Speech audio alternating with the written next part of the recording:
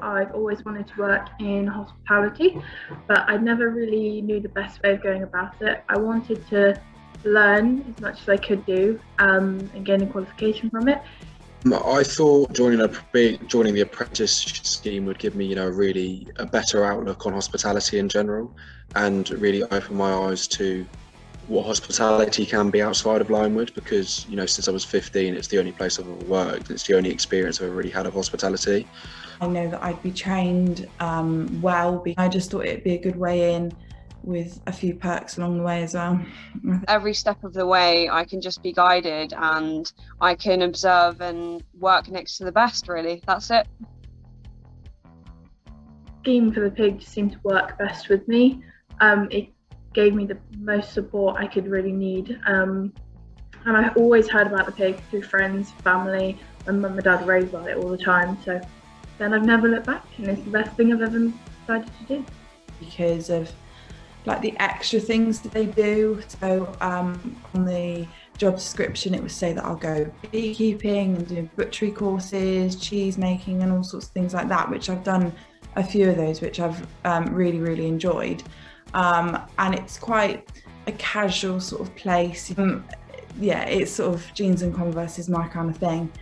It's right in the middle of nature. You've got so many different areas that you can get local food. The surroundings, the scenery is just stunning.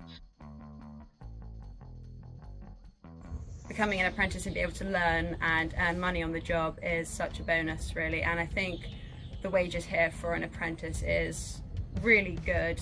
Working reception, the tips can also be very good as well, which is a massive benefit of doing the job I do. So I think definitely with the long hours and low paid, I don't think it's as true as everyone believes it is. And there's definitely much more to hospitality than long hours. You can work 8 hours a day like a normal job and still enjoy yourself. I think the pay is secondary to what most chefs that I work alongside think about. It's the passion for that reward feeling that you get after a long day's work of providing an amazing service and serving the best local food that you possibly can. When you're working alongside a great team, there's not 1 second that feels like longer. You just enjoy every second of it. I think we get paid really well. They've just brought in the new minimum £10 an hour, which I think is really great. It shows that they really appreciate their staff. But yeah, the long hours, it's hard, but I guess it's worth it, isn't it, in the end, when you see happy customers and people returning and they're loving your food.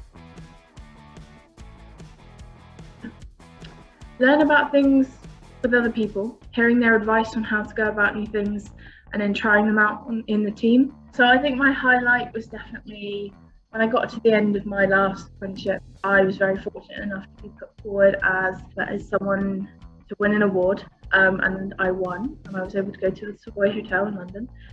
Front of House Team Member of the Year, which is one of my greatest achievements, I think, which is kind of what's pushed me forward. I'm going on to level 3 as well.